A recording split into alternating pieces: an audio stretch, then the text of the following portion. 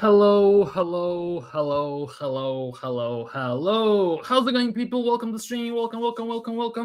Hope everyone's got a fantastic Sunday. It is Sunday, the 27th of July. New week starts tomorrow, so not the most exciting thing. Let's just put it that way. However, then again, Arsenal played today. We won. You can check out my match reaction. I posted the video earlier on, and overall, we won. It was a decent game. More happened than I expected, to be honest, and it was quite interesting. Arsenal announced Viktor Gyökeres. We played without Gyokeres. They played without Isak, obviously. And overall, I'm not gonna lie, it was nice to see us win against Newcastle as well, given that we don't experience too much winning against them in the recent times. Let's just put it that way. But overall, yeah. Arsenal won the game, so they are 2-2 in the preseason. We're gonna go on to play Spurs in Hong Kong very soon, so we'll see how that goes. We just have to be patient, but of course, the things don't stop. I just put it that way. Arsenal played the game, the everything, but things don't stop. Gyokeres got announced. Eze gonna be the next one.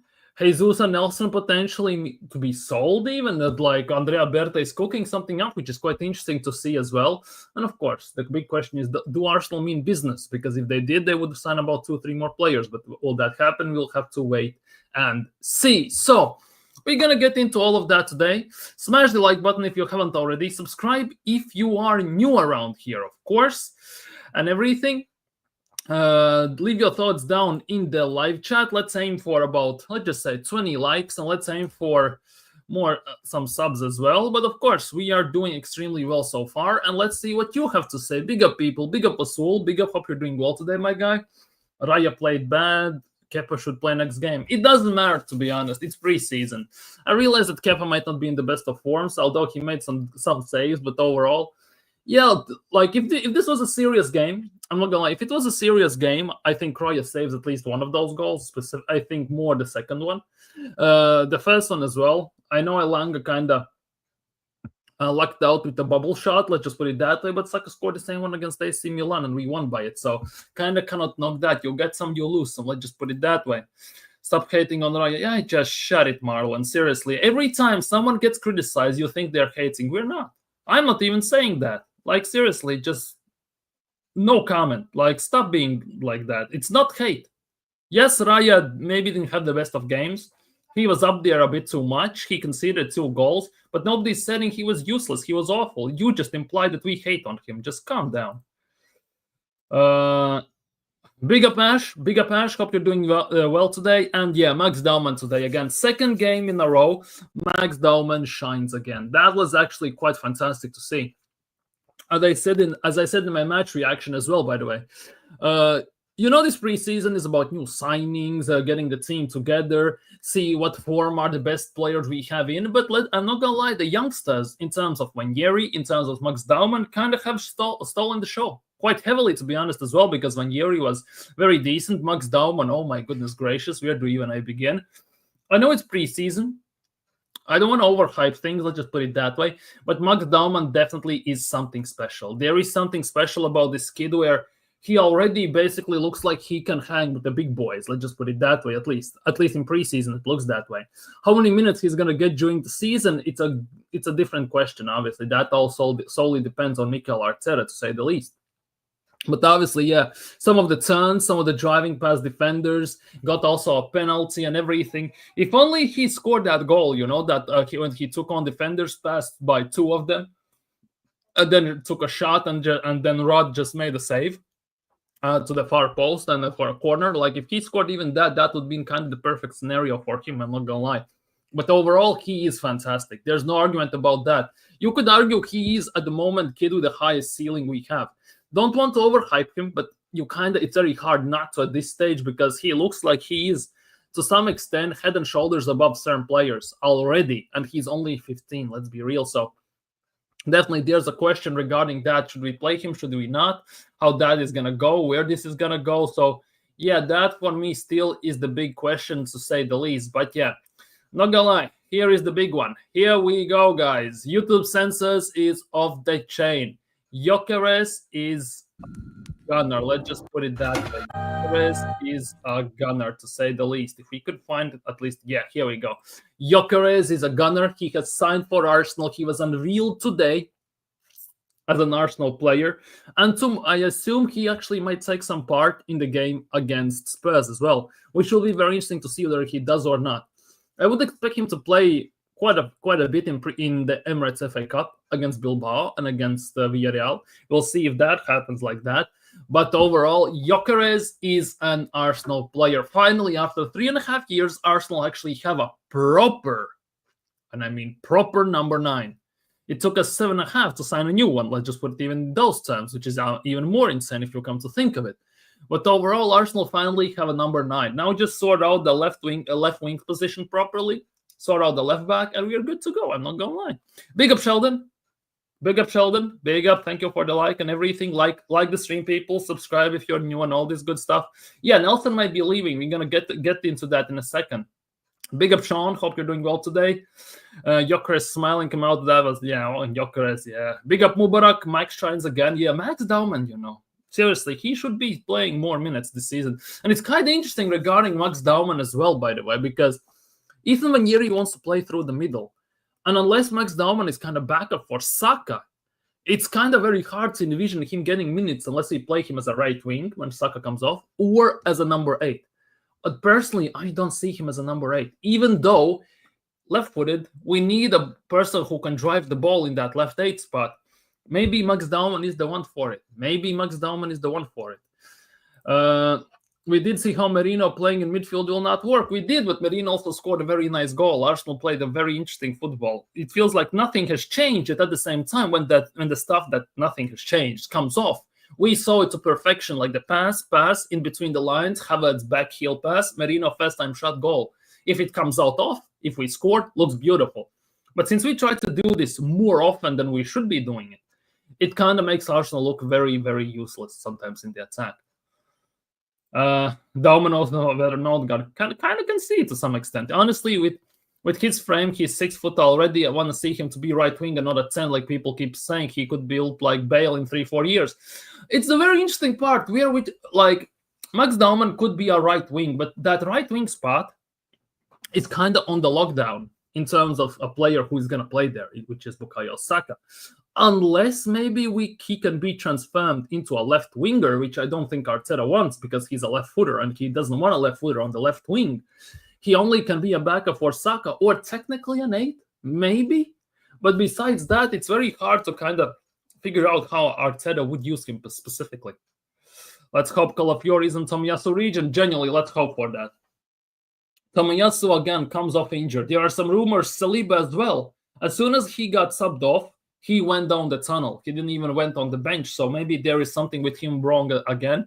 On top of all that, there are rumors suggesting that Gabriel Magalhaes has suffered a setback in the recovery from his ACL. So it's looking peakums, let's just put it that way, if all of that is true. If it's not, obviously nobody cares. But until that gets confirmed also. But overall, it is scary hours. Genuinely, it is scary hours.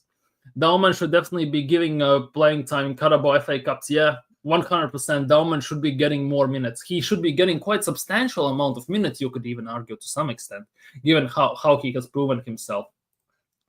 Newcastle couldn't handle Dowman. Like, it's interesting, very interesting. Big up TK. Don't play it. I had to edit it. I'm not. I'm just gonna put that picture on, and I hope Arsenal don't be morons and don't hit me with a copyright strike. Genuinely, I'm just hoping that doesn't happen.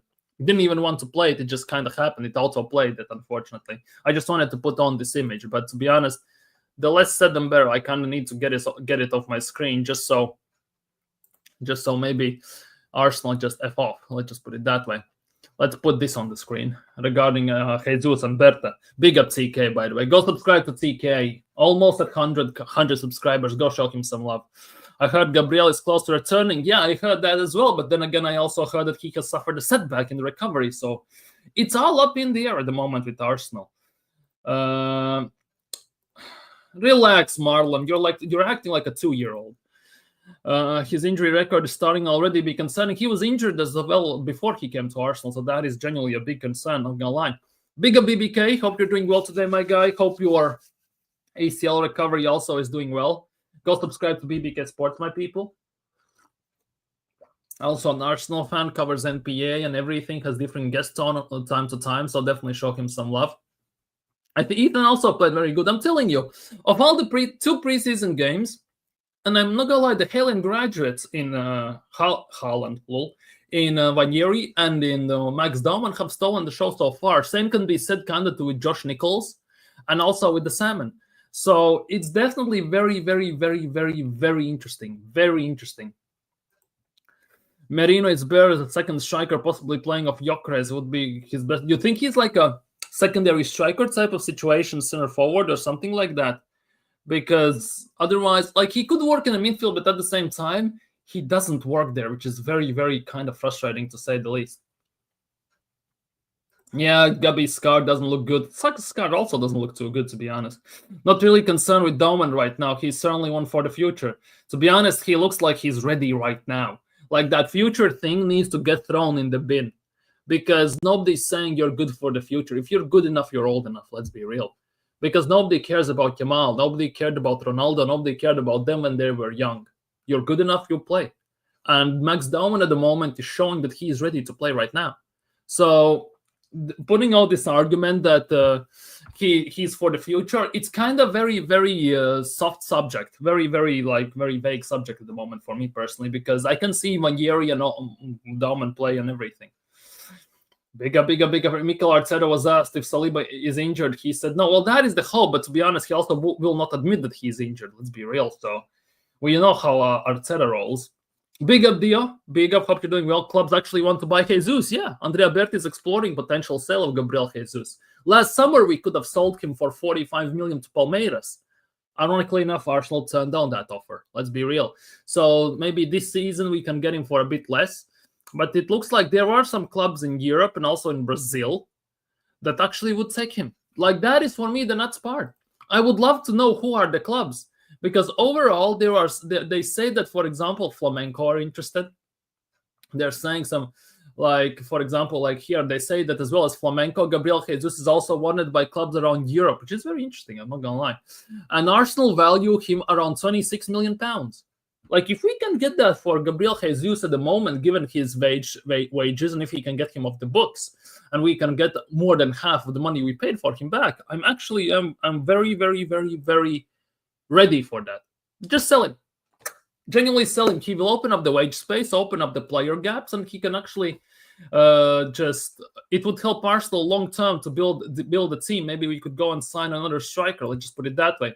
There definitely would be a possibilities for Arsenal to expand in terms of strikers and forwards in general if we actually manage to sell Gabriel Jesus right now. Because let's be real, myself included, I'm one of those people who thought he's not going to get sold. Genuinely, he's not going to get sold. He might let go for free, and if push comes to shove, maybe in January or next summer. But if there's a possibility to sell him right now, or even to some extent loan him out, potentially, right? And then with an obligation to buy, just do it. Seriously, just do it. Why not? What you want to know about the Highlanders? Gabriel has accepted the loan move to Brazilian club. Yeah? I haven't seen it. I haven't seen if he has accepted it or not. So that for me is the big question. Odegaard had his best performance in some time. To be honest, that is true. Today, Odegaard actually, he had a very rough start when he came on at halftime after subbing off Vanieri. But in about 5-10 minutes later, he actually kind of grew into the game. Yes, there were still some frustrating moments, but he actually was driving the ball forwards, obviously still passing backwards. It pissed me off, but he was driving the ball forwards. He was trying to pass between the lines. He took shots from outside the box, which was very interesting. And he scored a penalty, which, let's be real, his previous penalty history is not that great, given that he missed in previous game. He missed against United in the FA Cup. So you could argue that Odegaard today had one of the best games he has had in recent times. Definitely could put that down to an argument, and definitely I believe so. Down is ready now. Exactly.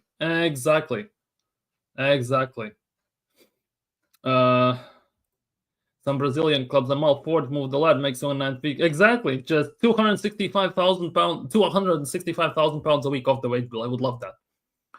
Dowman is ahead of quite a few of people. I'm not going to lie. Big up, Sheldon. Big up.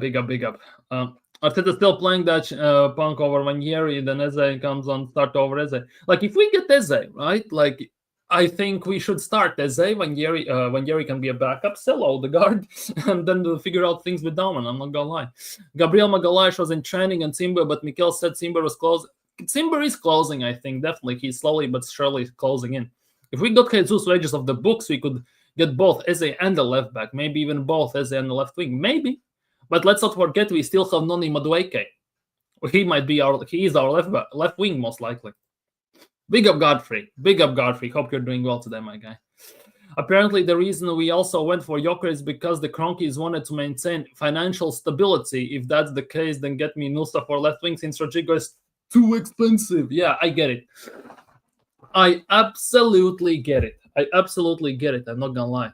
Like, I read that article. I was reading up on it about Gyokeres, the fact that they want some financial stability. They thought that spending 70 million plus was stupid to some extent. It wouldn't give them financial flexibility, despite the fact that they are within everything in terms of PSR and FFP, which seems very ludicrous to me. Let's be real. But overall, like, if we actually get him on the budget, like, I am not complaining. Because Gyokeres, for me, was my preferred option. And then Osimhen, but obviously Osimhen seems like was an impossible deal. So overall, I'm not going to lie. I'm not that annoyed. Genuinely not that annoyed. So for me, kind of, it feels great. It feels very, very, very great in terms of the fact that we got Gyokeres. You could argue for cheap. Genuinely for cheap. Santos, y'all don't want another Brazilian with Neymar. Why not take Jesus? Who are we kidding? No club in Brazil can afford wages. Well, if this is true, I'm not against it. Flamengo are advancing on a deal for Gabriel Jesus on 1-year loan with an option to buy. After the player gave the green light to return to Brazil. It is proposed that Jesus' salary is divided equally. 50% Arsenal are going to pay, and 50% are going to be paid by Flamengo. Now, he is on 265 grand a week, right? So if it's half and half, that's like what, 115, 120? 120 grand a week. I'm not saying that is fantastic, but to some extent, that could be the best case scenario, to some extent, the way I see it. That could be the best case scenario in getting Jesus off the books. Obviously, in ideal scenario, I would love to see that option to buy become an obligation to buy. Like, if we cannot sell him right now, loaning him out with obligation to buy would be an ideal scenario for me. But if it's just an option, it still leaves a room for him to come back, which is, again, pissing me off. I'm not going to lie. Because I think 100% his time is done at Arsenal, unfortunately. Him and that Igor guy would be all Igor Jesus. If Timber comes, then Ben White can play center back with Big Gabby can't play. No, I don't want to see Ben White at center back. Ben White at center back is one of the worst things we can do at the moment. Seriously, that would disrupt everything. Don't want to see Ben White at center back. We already have seen Ben White at center back and how he plays. No chance in hell. Much better to see Timber there. Lookman or Leao? Well, if Arsenal could sign one of them, I don't even know who I would prefer.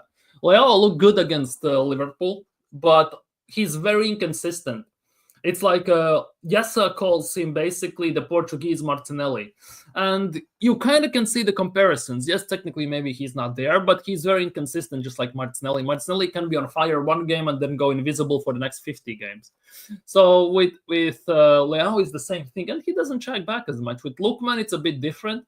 At the same time, again, many questions to be raised. So I'm not too sure. I'm genuinely not too sure. Can't believe we didn't go for the Cruyff of a left back. Well, we didn't. So it is what it is. We are not even getting Hato. So that is going well according to plans. See, I was telling people these deals could be made for Havertz, and they said impossible. Yeah, there are still rumors persisting that next summer there are Bundesliga clubs who want to take Havertz. So if that happens, I'm all for it. That I don't know what I'm talking about. Yeah, it happens like that. I think, again, Martinelli struggled and was invisible. Yeah, today Martinelli, again, was the same old, nothing new. You can divide wages between the clubs. Exactly.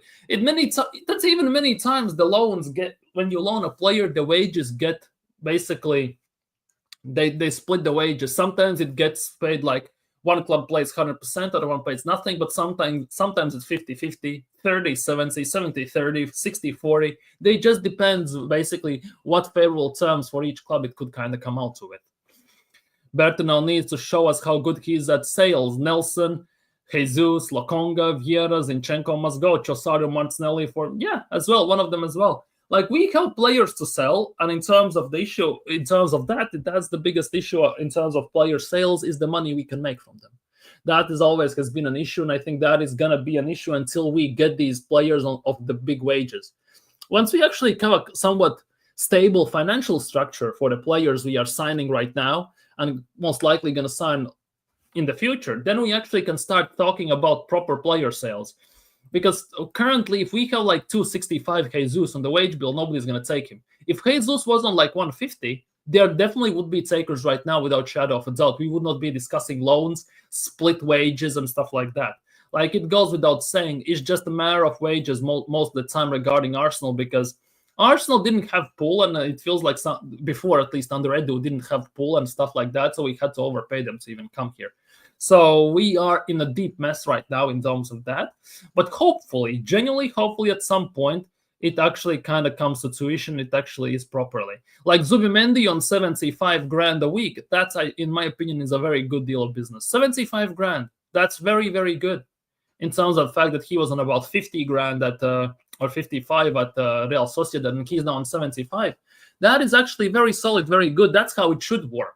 Not like it was before in last year and 2 years ago when you were on 50 grand a week, you come to Arsenal, you get 170. Like, it makes zero sense, let's be real.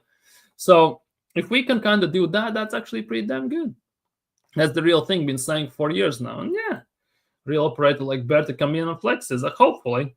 They came for him last season, and we said, no, yeah, Palmeiras came in for Jesus last year. 45 million we rejected, morons. At this point, I would take Newcastle left back. Lewis Hall? You would take Lewis Hall? He's actually very good, not gonna lie. I'd honestly be okay if we sold both Trossard and Martinelli. So who would be your backups? Who would be your starting left wing, then, and who would be your backup?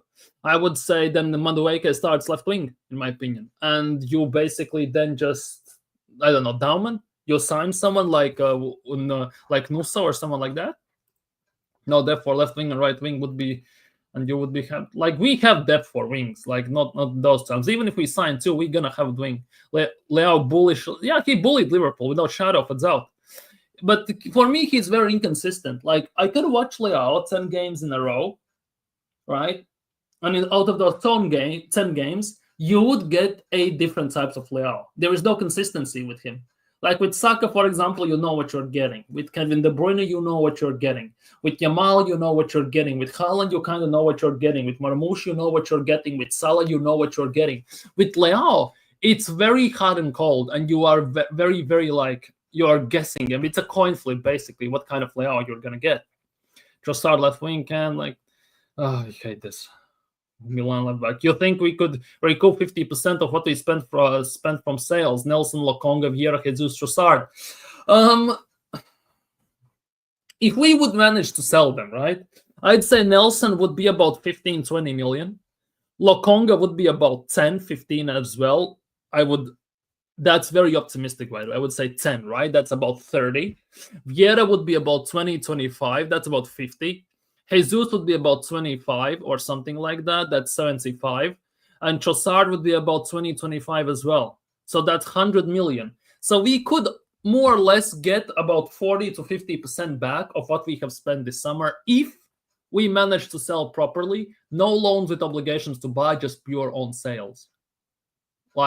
And if Andrea Berta manages to do it properly, there is a possibility. Because we cannot forget, because Nelson is on 100 grand a week. Jesus is on 265. Those two, Trossard is on 90, right? Those three are the biggest wage earners. Lokong is on what, 50, 60, something like that. Vieira's as well on about 50, 60. So in terms of wages, Lokonga, Vieira might be easier to move. But let's be real, Lokonga has been out on loan to Luton Town, to Crystal Palace, to Sevilla, and none of them wanted him. Which means, again, that it's going to be a very tough pull for him to sell him. But if anyone can do it, I would say Andrea Berta can pull it off. Do you play FC 25? I do. highest paid player at Flamenco is on 10K per week, and 50-50 split still be an enormous burden for them. Yeah, 100%. It would be 100%. But if they are agreeing to that, if they're willing to take this opportunity, why not? Like, seriously. They have some money, obviously, to spend because of the sales they have had. Also, on top of that, let's not forget that also, what's its face? They were in Club World Cup, I think, if I'm not mistaken. They were one of the teams in Club World Cup, so they got some money as well. Like, that is the thing. They just signed Saul. There's no chance in hell that Flamenco's highest paid earner is on 10 grand a week, because they have Jorginho. They just signed Saul from Atletico Madrid. It cannot be. They have Nicolas de la Cruz, who definitely earns more than that. Mikel as well earns more than that. Like, there's definitely no chance in hell. Definitely no chance in hell. Jorginho's salary at Flamenco. Let's see. I don't even know where you could find it. Like, that for me is the biggest thing. How much he would be in Flamenco. That for me is the biggest deal, but I don't see it happening. Lokonga has had no minutes. He gone. Like, Lokonga hasn't, like, he should be gone. Same as Fabio Vieira. Who is thing will be underrated signing who actually be So you think the most underrated, you think that Arsenal's underrated signing of the season will be Norgard, right? I can see it. He could be the unsung hero. He genuinely could be the unsung hero, just because, well, we know what we are getting with him.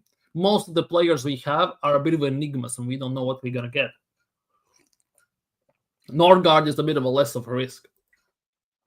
I would also maybe put Kepa there, but that is a very wild one in terms of penalties only. I'd sell them both and get Nusa and start with Madueke as a backup, Saka and Dowman right wing. I see that. Madueke is left-footed, right? So I don't think that fits in Arteta's plans, because he has this weird obsession with having right-footed player on the left side and left-footed player on the right side. So not sure how that is going to happen. And that's not including is bringing in Eze. Exactly. If we bring in Eze, that is curtains for every number 10 in the world. Eze in Lokonga, out Jesus, like, good work. Could you do an Arsenal FC career mode with the new signing? I don't think so. Genuinely don't think so. I don't feel like it. Maybe in FIFA, when EAFC 26 comes out, maybe. Who knows? Genuinely, who knows? At the moment, I have no idea. Like, I've been playing every FIFA since FIFA 98.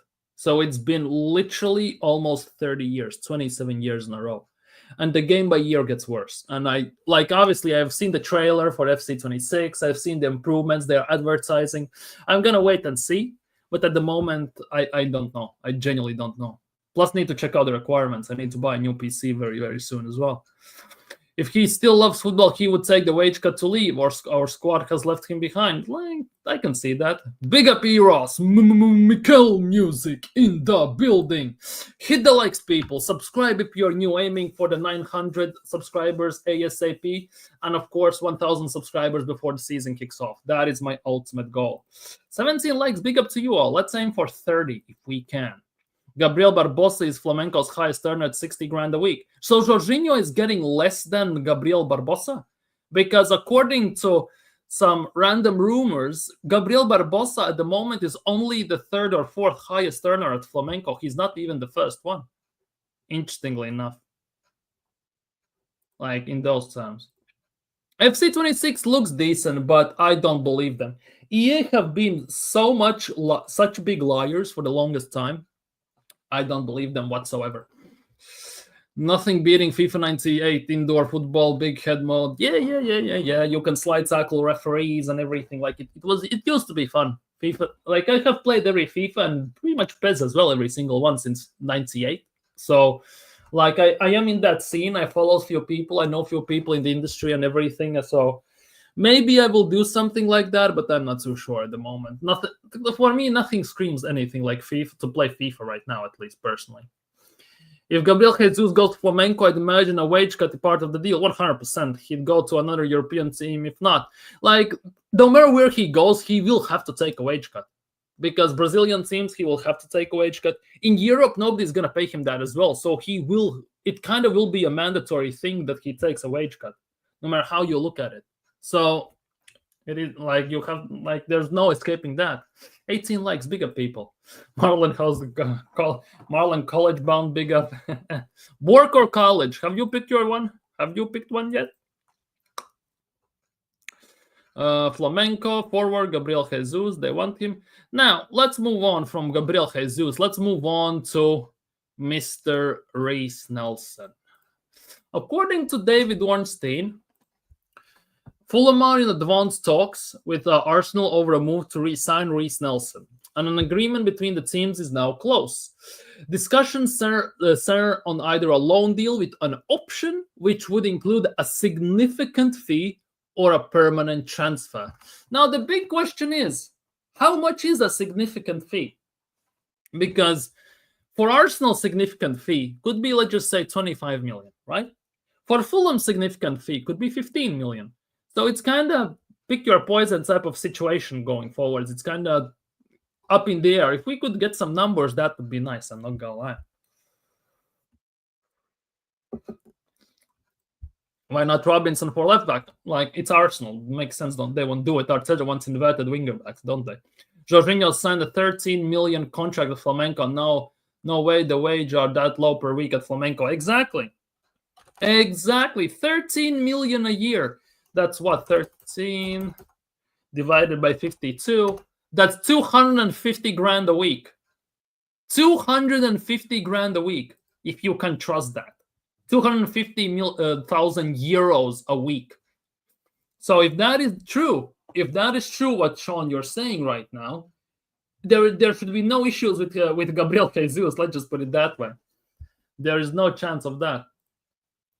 Fulham just paid the money. Always spending on other players. Come to Arsenal, start doing foolishness. Pay up, exactly. It's like it's like chain reaction. Arsenal buy Joss from Chelsea, and then Fulham buy Joss from us.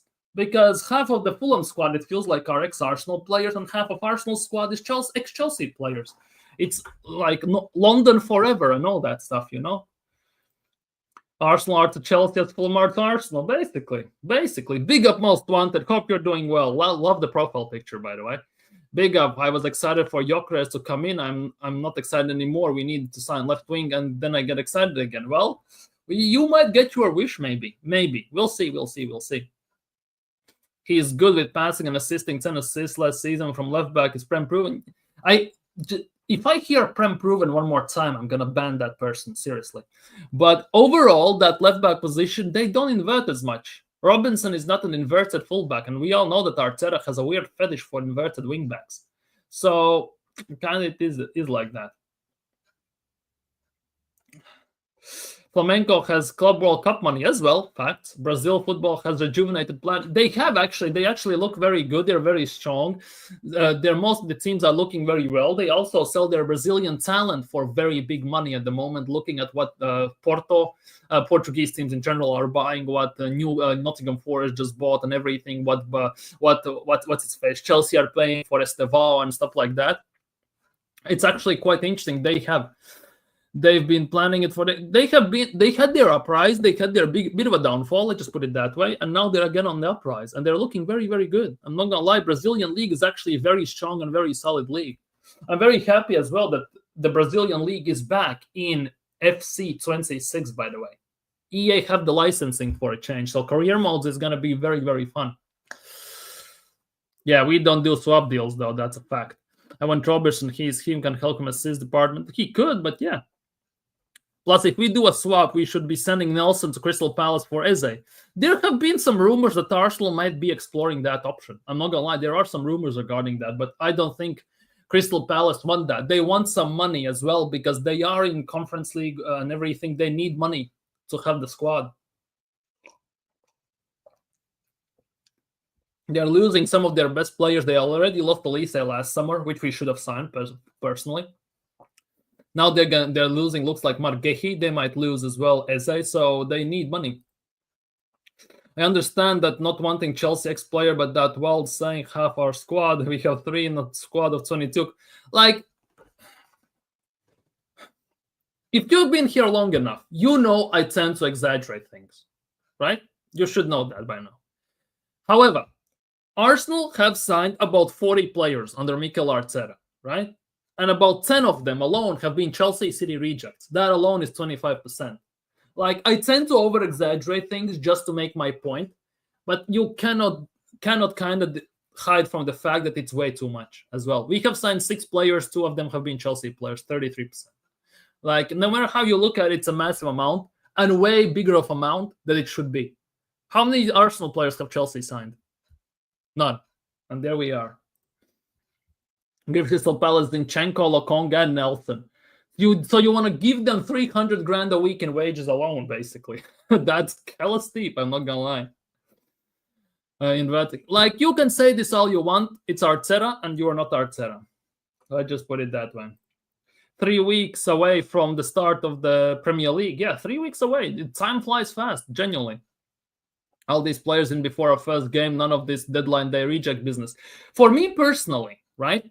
If we sign Eze till season kicks off, and he plays, let's just say, in the Emirates Cup, I'm fine. Then I can live with the fact that maybe on deadline day we sign someone on loan, or we buy still someone depending on sales. But if we sign Eze on deadline day pretty much, and our squad is a 1-man, 2-man short going into the season, that is a completely different story. Because I personally still believe we need a left wing, we need a number 10, and we need a left back, 3 players. I think we're going to get one. Maybe one we're going to get on deadline day, but that is also not a guarantee. Someone really got excuse for abundance of Chelsea. Like, for me, basically saying that half our squad is Chelsea players, it's more just to make a point that we sign way too many Chelsea players, and that should not be a case for so-called rival in our team. Let's just put it that way. Also, just another little joy. Gibbs White signed a new deal at Forest. Yeah. Did you see the announcement video for Morgan Gibbs White signing a new deal? Marianakis was standing outside of the frame, right? Looking at him, and every time Morgan Gibbs White looked at him with a corner of his eye, it felt like it was like some mafia type shit going on there. It was hella scary, I'm not gonna lie. Like, I'm not gonna lie. So it was a weird one, I'm not gonna lie. But overall, it actually was quite fun. And I have to stop saying not gonna lie. Seriously, because I'm saying it way too much these days. Now, let's talk some proper business. Let's talk about this. We have to talk about this because, well, this is our next thing going on. Eberechi Eze. That is apparently the next signing Arsenal are targeting, and Arsenal might be getting. Eberechi Eze. According to Fabrizio Romano, yesterday, Arsenal remain in contact with Eberechi Eze's camp since June. Since June. It's been 2 months almost, as the player is keen on the move. No club-to-club talks yet. It's very interesting. And they're talking potentially with Reiss Nelson to Fulham, expected to be the next move. That is the next move, and that could open place for Eze to join. Now, the big thing is, though, it's very weird, this transfer window, reading rumors, because this is another thing I read today, and go figure whether it's true or not, because this was something that kind of shocked me. Sources very close to the deal tell me Arsenal are pushing for Eberechi Eze. Agreement in principle reached with Crystal Palace for the 27-year-old winger. Gunners would pay 30 million upfront, then the rest in installments.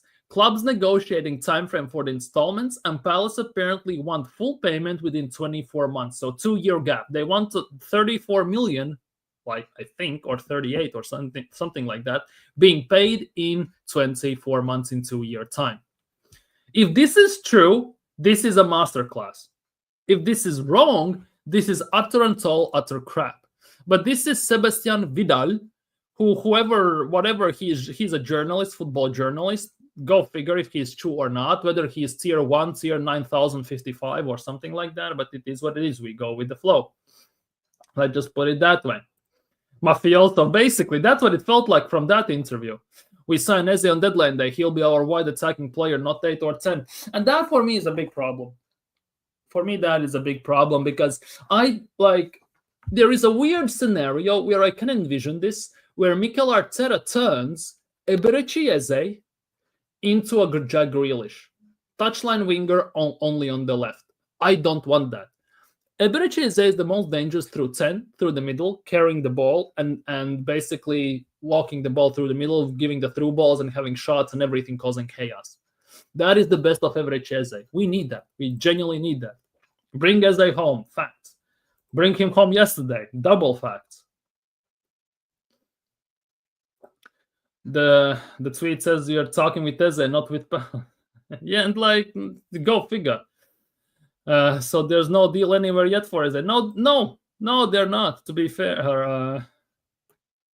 to be fair, apart from Reiss, our English transfers happen relatively quickly.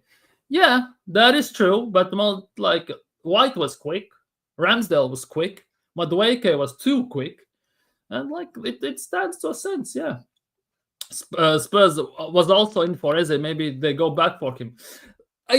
Spurs can try, but apparently Eze has told Spurs to F off, so that is kind of nice, always to see, I'm not gonna lie. Romano has lost some credibility now. Clickbait merchant prefer Ornstein or Hand of Arsenal. Facts. I am the same, I'm not gonna lie. I am the same. Hand of Arsenal has been spot on throughout the whole transfer window pretty much this summer. And Romano just regurgitates same content, same tweet about 55 times, just rephrases it in ChatGPT just so it looks like something's advancing. Then he quote tweets it with an emoji or stuff like that, just so get engagements and just so he can get the money. Like, that is way too long that it should be happening. I'm not gonna lie. Like, Fabrizio Romano is losing quite a bit of credibility.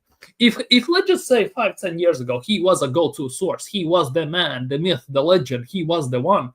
At the moment, he has turned into everything us as fans run away from and turn to Fabrizio Romano for. Because everything Romano is doing right now, every other social media big platform we're doing. And right now, Romano has turned into one of them quite a bit. And people are starting to basically turn away from that. But at the same time, nothing hits the same as when Romano tweets out, "Here we go." I'm not going to lie. That would be a steal for Eze. Just do the thing, exactly. Palace to greedy there. We gave you 30 up front, basically sell the payment structure where they pay UPR sell-on clause.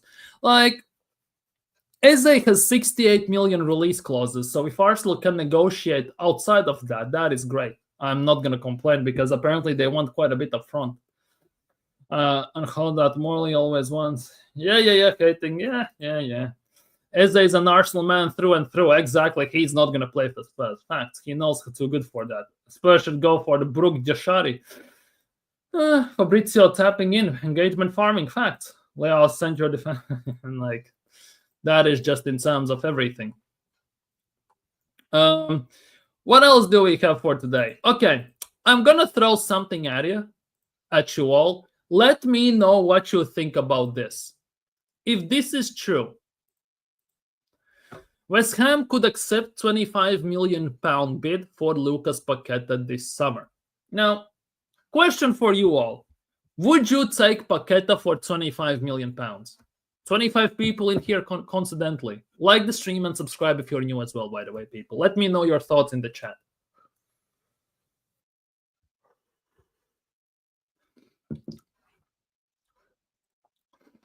Hope this is a signing don't become a saga now like Gyokeres, but if you really want in for him. Nah, I don't think it's going to turn into a saga. I genuinely don't believe so.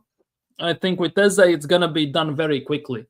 Because also, just like Andrea Berta, the parish at Crystal Palace is no-nonsense kind of guy. He just says straight up, agree or disagree, or agree, good, disagree, F off. At the end of the day, he's also a no-nonsense type of guy. So if Arsenal actually go in for him like properly, seriously, it's gonna be resolved soon. Now that guy damaged goods, man, went from 85 to 25. Tottenham could go to Spurs, not to Paquetá. No, I'd rather sign Quinton Timber. I would love to sign Quinton Timber. I'm not gonna lie. Why we haven't signed him is a big mystery because we have his brother who could put in a good word for us. I'm not like seriously. Same deal as Tony. He'll get into trouble in London, particularly on Arsenal contract. Well, depends how much Arsenal pay him. Because I think that kind of could be the biggest thing at the moment, how much Arsenal pay him. Because currently at West Ham, As it's loading, by the way, I'm loading this up. I want to see. Lucas Paquetá at West Ham is on 150 grand a week. 150 grand, which is the same amount as Zinchenko and Merino and all these men. So actually, it would not be as bad of a thing if you come to think of it. It wouldn't be as bad of a thing. Quentin Timber would be smart business, but we all know about Arsenal sometimes. If it makes sense, Arsenal won't do it. You know that. Come on, sell Odegaard. Big up Paul Robinson. Big up. Welsh Gooners, welcome. Viktor Gyökeres. Big up from Wales. Big up Wales as well. Big up. Welcome for Viktor Gyökeres. Speaking of Quentin's brother, did he get surgery? Apparently no. He's close to recovery. Maybe he did, maybe not, but he's close to recovery, allegedly. West Ham can't afford to lose a player like him. They already are struggling with Moyes ball. They don't have David Moyes. They have Graham Parr. David Moyes is at, what's its face, Everton, isn't he? Like, they are not struggling with Moyes ball in those terms. Let's go. Paquetá was him at Lyon, the Brazilian dancer in the midfield. But it's good place for him. This guy's too dodgy. I can see that. Quentin Timber is a baller, 100%. Like, I have no idea if he got that surgery. Apparently he did, apparently he didn't. The reports are, that's another $1 into, by the way, Ross's charity box. But that is actually kind of insane if you come to think of it. Okay, some good news. Everyone ready for some good news? Everyone ready for some good news? Saliba has spoken. Saliba talked to Curtis Shaw TV because Curtis Shaw asked this question. Curtis Shaw TV, big up Curtis Shaw every single time. He asked this question to Saliba. Will he sign a new deal? And this is what Saliba said. Hopefully soon, God is great. This year, we will try to win everything. You know what? From your mouth to God's ear, we're gonna win everything, hopefully. We're gonna win at least 2 trophies this season, and you're gonna sign a new deal. That is my hope. Genuinely, that is my hope. Big up Curtis Shaw for this question. Yeah, Moyes is back at Everton. Personally, no, but I respect Lyon, Paquetá. Yeah, at Lyon, Bruno and Paquetá were phenomenal, and Bruno has kicked on and Paquetá, well, hasn't. That's right, they'll still struggle with Potter ball. Wingardium Leviosa. Would take still. Hopefully Arteta doesn't ruin him to the ground. Well, that is the hope. He's next Tony Kroos. Wow. Carabao and FA Cup, maybe. We'll see. We'll see. But yeah, hopefully Saliba signs a new deal soon. Very, very, very, very, very, very, very soon. Okay. Some more credible news. More credit to this. According to Hand of Arsenal, the contract renewal list Andrea Berta had when he walked in was obscene. When he wraps up Saka and Saliba, he needs to be commended properly for it. No matter how difficult agents can be, he has a creative solution to counteract it. Andreas Berta Herm's belt is real. I think Andrea Berta will actually do this thing. Andrea Berta will actually make it happen. I kind of have this feeling that under Andrea Berta, we will re-sign Saka and Saliba to new deals. I know this might be copium talking and everything, but I kind of believe that Andrea Berta will pull this off. Seriously, I genuinely believe so. Just putting it that way.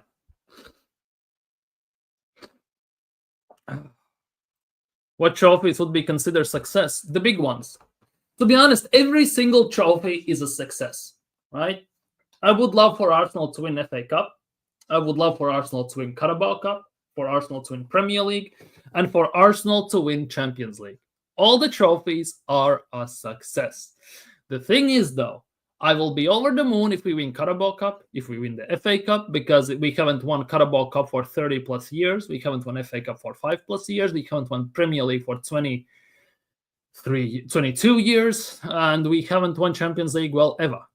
Right? At the same time, personally for me, for Mikel Arteta to keep his job, he needs to win a major, aka Premier League or Champions League. That is for me personally.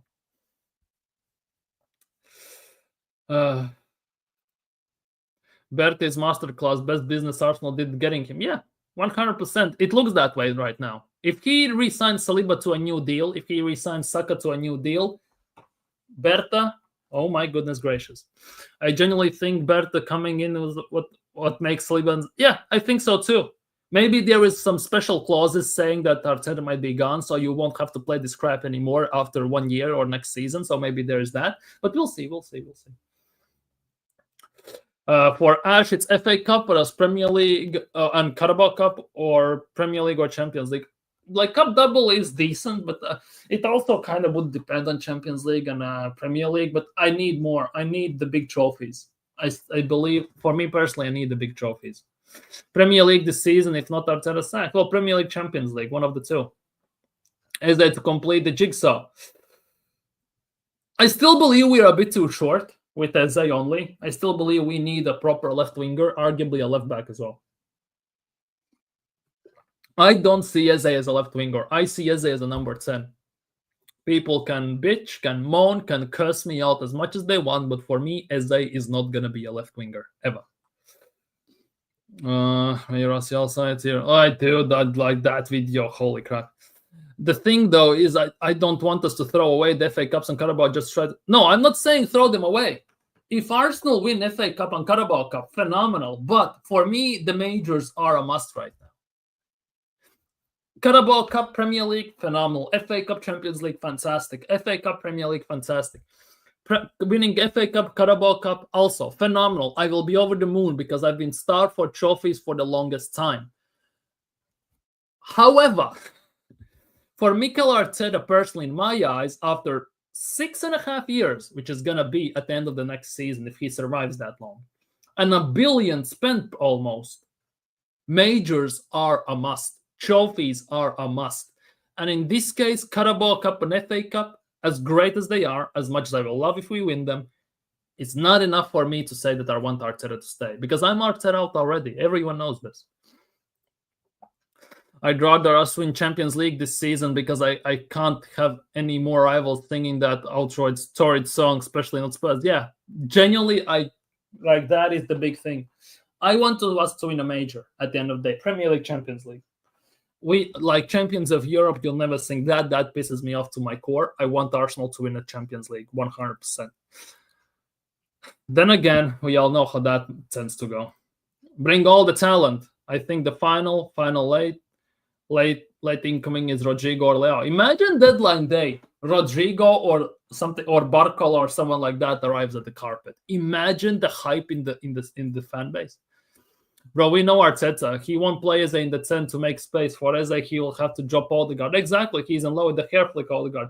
And that is the sad part. That is the sad part for me personally. Because for me, Eze is a 10. And if we sign Eze, Odegaard must be dropped. And we all know that Arteta is never going to do that.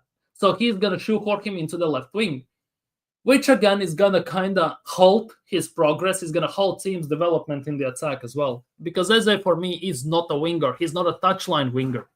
Even though he's right-footed, he wants that there, but it is not it for me. What about the proper coach? Well, we need that one as well, but that goes without saying, doesn't it? Grown-ass people acting like kids. I do that video. I'm Arteta out, but I still said that 22-23 season nobody expected us to be in that title challenge. So I personally have been judging him since then. But we've spent now a trophy or bust. Exactly. And for me personally, we had to sign a striker. We have had 3 years of challenging and 3 years in 6 windows to sign a striker. And we have not done that. Out and out striker. And we have had numerous opportunities to sign a striker. I'm not talking about just this window before and a window before. There have been countless market opportunities. There have been countless options to sign, and we just haven't. And that now is solely on Arteta, because signing 65 million for Havertz instead of signing a proper striker, that is only on Arteta and nobody else. Let's be real. Same goes for the rest of the dross we have signed. To play Eze in Arteta's system, he actually goes where Reiss plays. Has a very little to do with Odegaard. Could be the case, but Arteta is not dropping any of his boys. He's not dropping Reiss. He's not dropping Zubimendi. He's not dropping Odegaard. So the only place he's left, let's be real, unless he plays Madueke there, which is even worse then. Like, It's a lose-lose situation in terms of everything. Reiss, Odegaard, Eze, pure winger vibes. Reiss, Odegaard, Eze. Eze in the 8. I actually could see that happening. Get Odegaard out. Well, then I'm not accepting us to be the next billion-pound ball jobs if this manager can't win a major. Now he needs a... Yeah, 100%. We actually could be that. We actually could be pretty much 1 billion ball jobs if we don't win anything this season. We could be that without shadow of a doubt. Like, we are literally 60 games away from that. 60 games away from that. Not that much, is it?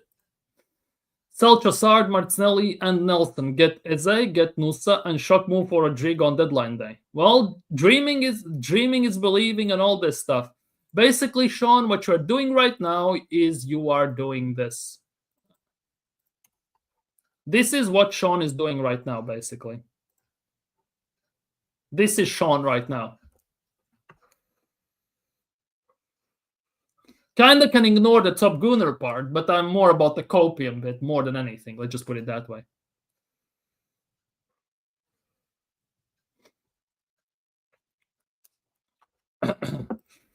I get you with the daily spam message. Here we go.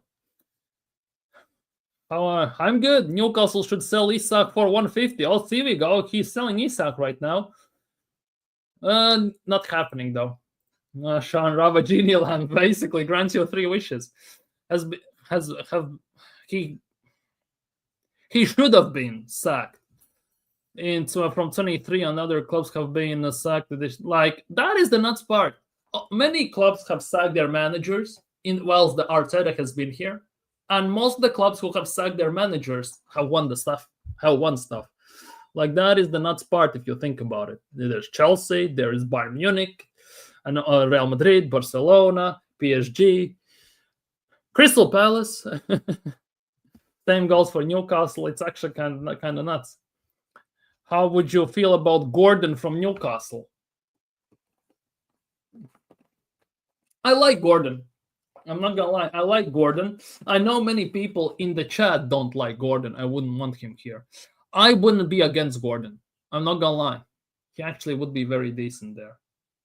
But the thing is, though, he would be hell expensive, about 80 million, something weird like that. And I don't. If you have to pay 80 for Gordon, I'd much rather pay 90 for Rodrigo. Let's just put it that way. I want some of that copium, lol. Tell me Odegaard's good, man. Tell me he can play in half spaces, man, and he can pass the ball, man. Tell me he can do Rory Delap throw-ins, man. Give me that hopium, man. How about Sonic should have been sackable offense? Oh, it is without shadow of a doubt. I need more than a genie lamp. What? You can find a goldfish somewhere. Maybe it can grant you 3 more wishes.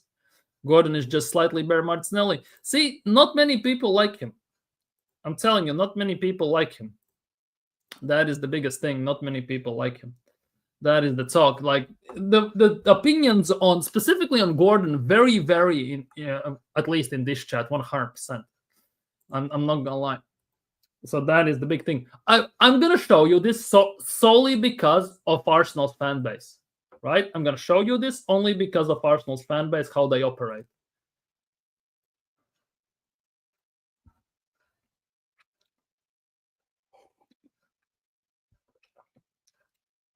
Zubimendi must be Vieira's stepson.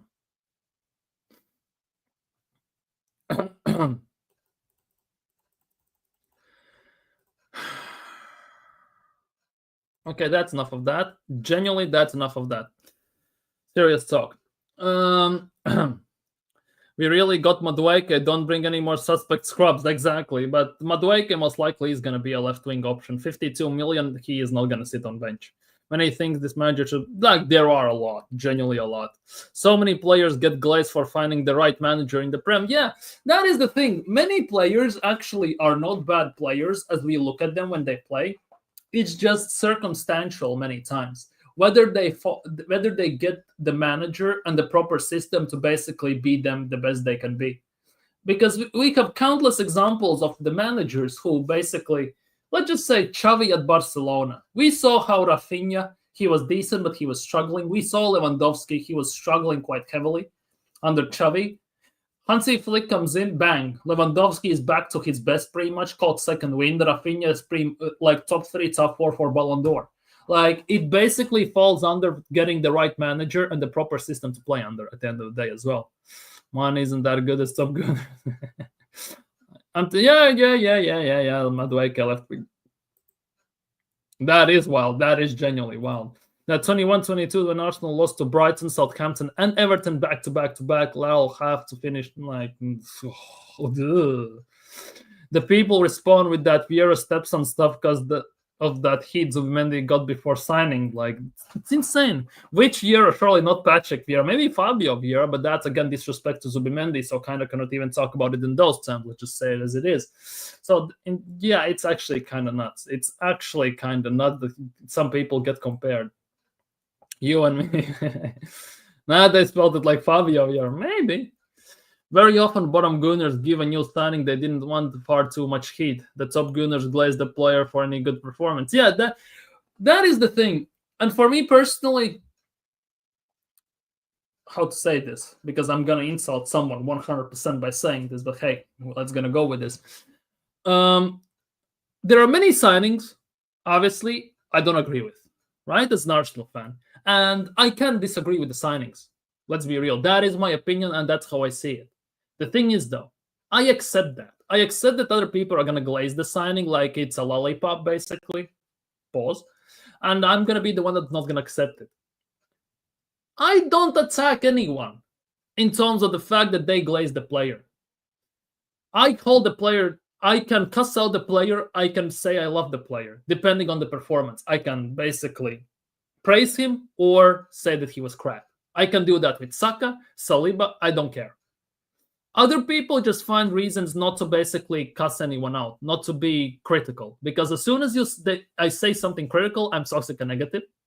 As soon as they say something critical, they lose their, well, basically everything. Let's just put it that way. It's very hard in these times being on open platform and saying your mind, because people don't agree with it very often. Let's be real. And whenever you actually say your perspective, especially if it comes out in a, let's just say, somewhat negative limelight, right? People are very, very, very disrespectful towards you instantly. Because I see Saka play. He gets an assist, right? He got an assist. Great. But he had a shit performance. I can say Saka was crap. Yes, he got an assist. We scored from that. Great job. That's what you're there for. But throughout the whole 90 minutes, you had a crap performance.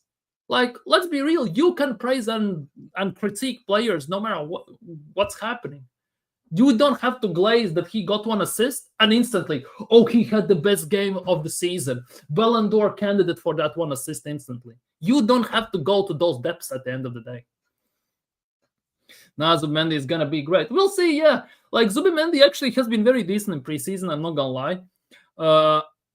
Personally, I'm not saying Zubimendi is shit, but I'm not going to suggest that he's the best thing since sliced bread.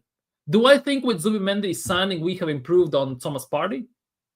Personally, at the moment, I don't know. And I'm going to say no because Thomas Partey brought something unique to our midfield, which, in my opinion, is going to be very hard to replicate, right?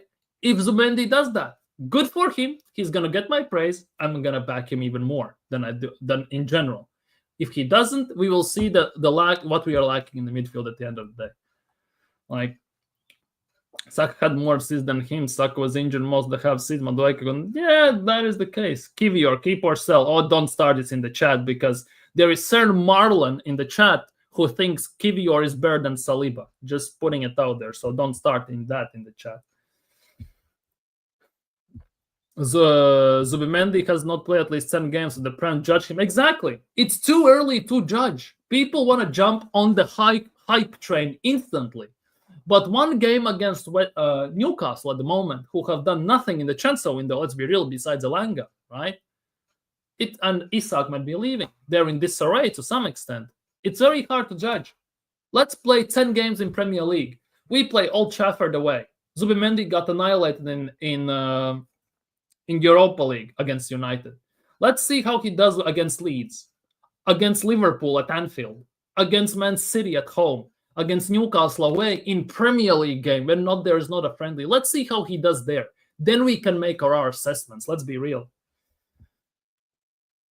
After Calafiori injury again, I'm thinking we can't let Kiwi. We cannot. That's the thing. You can't argue. To be honest, you can't, because my grandfather used to tell me, don't ever argue with an idiot, because first things first, they're gonna argue everything you say, then they're gonna dumb down the argument and your point to their level, and then they're gonna beat you with their experience at that stupidity, basically. So don't stoop that low at the end of the day. Noticing the trend on how players coming from Italy struggle to adapt to Prem, especially defenders. Yeah, there hasn't been a single defender who hits the ground running this first 2 seasons, or first season of 100% and 2 seasons are all. Like, if you think about Italians that have kicked on instantly, it's very hard to think even for 1 or 2. Like, you can think about Zola, for example, and players like that. But then you start to think, Emerson, Ogbonna, Manone, and players like that, and like Borini, and it's all getting down to trash instantly. We couldn't sell Kiwi Arthur, after Tomiyasu. Havertz and Merino, apart from the goal, were useless. Yeah, Havertz was awful again.